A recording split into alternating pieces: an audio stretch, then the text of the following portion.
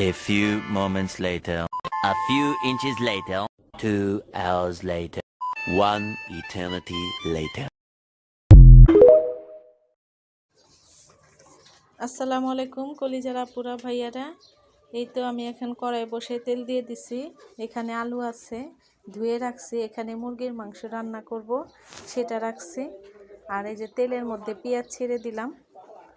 তো পেঁয়াজটা ভালো করে নাড়াচাড়া করব। তো এখন আমি পেঁয়াজটা লাল করে ভালো করে ভেজে নিছি। একটু পানি দিয়ে দিলাম।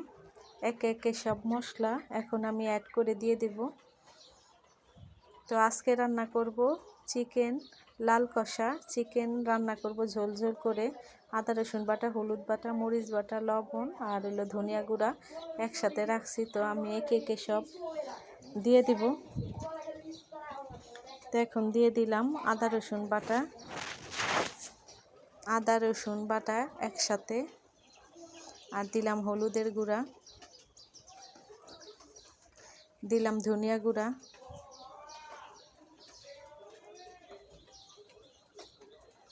দিলাম লবণ স্বাদ মতো, যার অনেক গুণ, লবণ ছাড়া তো চলেই না।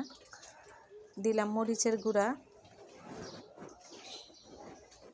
তো ভালো করে নাড়া দিয়ে দিলাম। এখন আমি ভালো করে মশলাটা কষায় নিতেছি। তো মশলাটা আর কি তেল ছেড়ে দিছে, কষানো হয়ে গেছে। এখন আমি ভালো করে নেড়ে, এই যে তেল সবটুকু উঠে গেছে, ভালো করে কষানো হয়ে গেছে। এখন আমি মাংসগুলো দিয়ে দিলাম, মুরগির মাংস।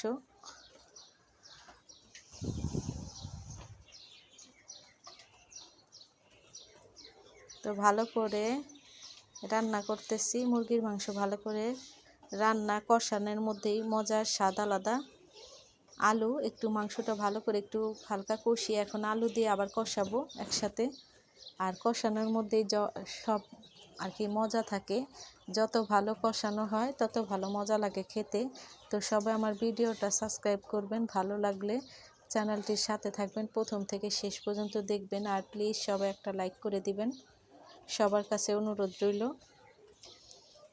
তো ভালো করে মাংসটা কষায় নিছি আমি আলুর সাথে। এখন আমি পানি দিয়ে দিলাম, গরম পানি না, ঠান্ডা পানি দিলাম।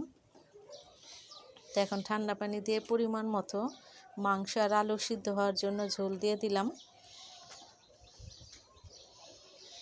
তো এই তো আমার তরকারিটা বলক এসে গেছে ভালো করে। আর একটু হলেই আমি নামিয়ে ফেলবো। সবাই আমার সাথে থাকবেন, ভালোবাসা দিবেন। আমি আপনাদের ইনশাল্লাহ ভালোবাসা দিয়ে আসব। আজকের জন্য এই পর্যন্তই। সবাই ভালো থাকবেন, সুস্থ থাকবেন। আল্লাহ হাফেজ।